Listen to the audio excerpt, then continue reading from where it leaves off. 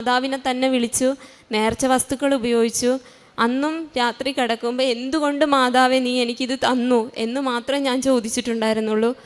അത് കഴിഞ്ഞ് ഹോസ്പിറ്റലിൽ നിന്ന് വീട്ടിൽ ചെന്ന് 3-ാം ദിവസമായി കഴിഞ്ഞ് ഹോസ്പിറ്റലിൽ നിന്ന് ഡിസ്ചാർജായി 3-ാം ദിവസമായപ്പോൾ എൻ്റെ കുഞ്ഞ് 2 ദിവസമായിട്ട് പറയുന്നു ഹസ്ബൻഡിനോട്, എൻ്റെ അടുത്ത് കിടക്കാൻ അവൾക്ക് പേടിയാണ്, ഹസ്ബൻഡിനോട് പറയുന്നു മാതാവ് വന്നായിരുന്നു, ഈശോ വന്നായിരുന്നു, മമ്മിയുടെ ഉവ്വാവും എല്ലാം മാറ്റിക്കൊടുത്തു. 3 വയസ്സേ അവൾക്ക് പ്രായമുള്ളൂ. മാതാവ് ഈശോ എന്ന് മാത്രം പറയുന്നൊരു കൊച്ച് ഇത്രയും ഡീപ്പായിട്ട് ആ വോയിസ് എൻ്റെ കയ്യിലുണ്ട്.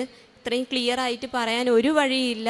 മാതാവ് വന്നു, ബീച്ചിൻ്റെ സൈഡിലാണ് വന്നത്, മമ്മിയുടെ ഉവ്വാവ് മാറ്റിക്കൊടുത്ത് പറന്ന് പോയി എന്ന് പറഞ്ഞു. അന്ന് ആ ദിവസം തൊട്ട് എനിക്ക് വേദന എന്താണെന്ന് ഞാൻ അറിഞ്ഞിട്ടില്ല, ഇത് പൊളിഞ്ഞു പോകുമ്പോൾ ഉള്ളൊരു ബുദ്ധിമുട്ട് എന്താണെന്ന് അറിഞ്ഞിട്ടില്ല. പിന്നെ ഇത്രയൊക്കെ എനിക്ക് വന്നിരുന്നോ എന്നാണ് ഞാൻ ചിന്തിച്ചിട്ടുണ്ടായിരുന്നത്.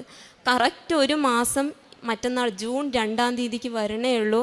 പക്ഷേ 1 മാസം കൊണ്ട് എൻ്റെ മുഖം കാണണം. ഇങ്ങനെ ആവുമെന്ന് ഞാൻ ജീവിതത്തിൽ ഇതുവരെ ഞാൻ വിചാരിച്ചിട്ടില്ല. 2ാമത് ഹോസ്പിറ്റലിൽ കാണിക്കാൻ പോയി 2 ആഴ്ച കഴിഞ്ഞപ്പോൾ ഡോക്ടർ ചോദിക്കുകയാണ്, ഇത് എന്തൊരു